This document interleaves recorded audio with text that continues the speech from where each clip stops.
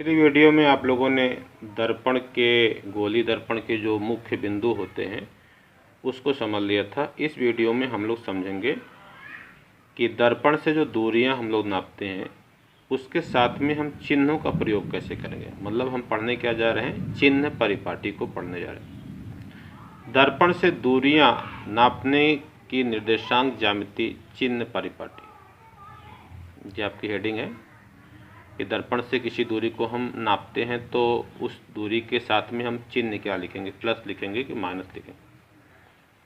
तो दर्पण से वस्तु की दूरी u, आप तो जानते ही होंगे, दर्पण से वस्तु की दूरी को u से लिखा जाता है। प्रतिबिंब की दूरी v, फोकस दूरी स्मॉल f, वक्रता त्रिज्या कैपिटल R, वस्तु की ऊंचाई o, प्रतिबिंब की ऊंचाई I को मापकर उचित धनात्मक तथा ऋणात्मक चिन्ह के साथ लिखने का नियम चिन्ह परिपाटी कहलाता है। चिन्ह के साथ यहाँ पे लिखना चाहिए था, चिन्ह के साथ, यहाँ पर साथ भी होना चाहिए था। लिखने का नियम चिन्ह परिपाटी कहलाता है, जो निम्नलिखित है। तो चिन्ह परिपाटी क्या है? पहला नियम क्या है? दर्पण पर प्रकाश की किरणें सदैव बाईं ओर से डाली जाती हैं। प्रकाश किरण किधर से डालना है? हमेशा अगर आप दर्पण इधर बना रहे हो तो दर्पण में प्रकाश किरण को हमेशा बाईं ओर से डालना है। ये पहला नियम है। दूसरा नियम क्या है? सभी दूरियां दर्पण के ध्रुव से नापी जाती हैं।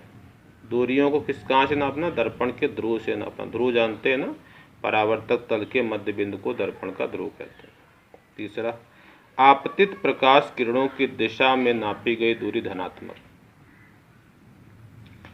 जो प्रकाश की किरण आ रही है उस दिशा में अगर आप दूरी नाप रहे हो तो दूरी क्या हो जाएगी? धनात्मक हो जाएगी। और उसके विपरीत नापी गई दूरी ऋणात्मक कहलाती है। अगर आप प्रकाश के चलने की दिशा के विपरीत दूरी नाप रहे हो तो ऋणात्मक हो जाएगी। दूरी नापना कहाँ से है? ध्रुव से नापना, P से नापना। चौथा देखिए, मुख्य अक्ष के ऊपर नापी गई दूरी धनात्मक होती है। जैसे अगर मुख्य अक्ष है उसके ऊपर की दूरी धनात्मक होती है, तथा मुख्य अक्ष के नीचे की दूरियां ऋणात्मक होती है। नीचे की दूरी क्या होती है? ऋणात्मक होती है। ऊपर दूरी क्या होती है? धनात्मक होती है। तो ये चार नियम है जिसे आप याद रखिएगा। आगे देखिए, गोलीय दर्पण से प्रतिबिंब का बनना। तो गोलीय दर्पण से प्रतिबिंब के बनने का अब आप लोग नियम समझने जा रहे हैं। तो गोलीय दर्पण से प्रतिबिंब के बनने के 3 नियम होते हैं। मैंने लिखा, गोलीय दर्पण से प्रतिबिंब के बनने के निम्नलिखित 3 नियम हैं।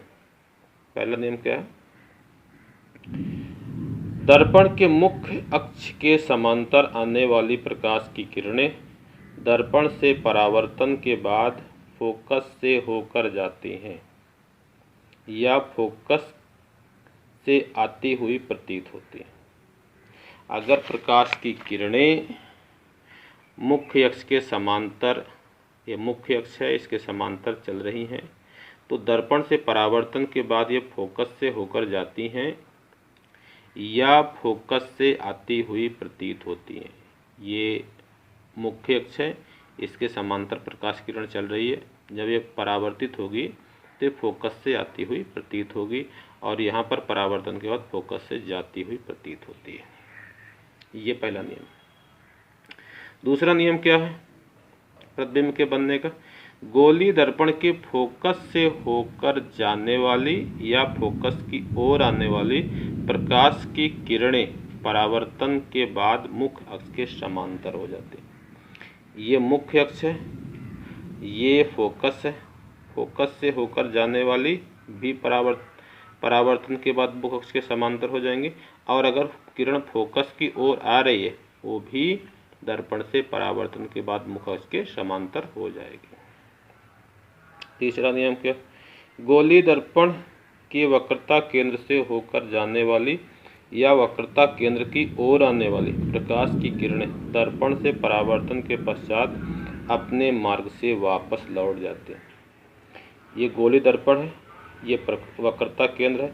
अब इससे होकर जो प्रकाश की किरणें दर्पण पे पड़ेंगी ये परावर्तन के बाद अपने मार्ग से वापस लौट जाएंगे या वक्रता केंद्र की ओर जो किरणें आ रही हैं ये भी जब परावर्तित होंगी तो अपने मार्ग से वापस लौट जाएंगे।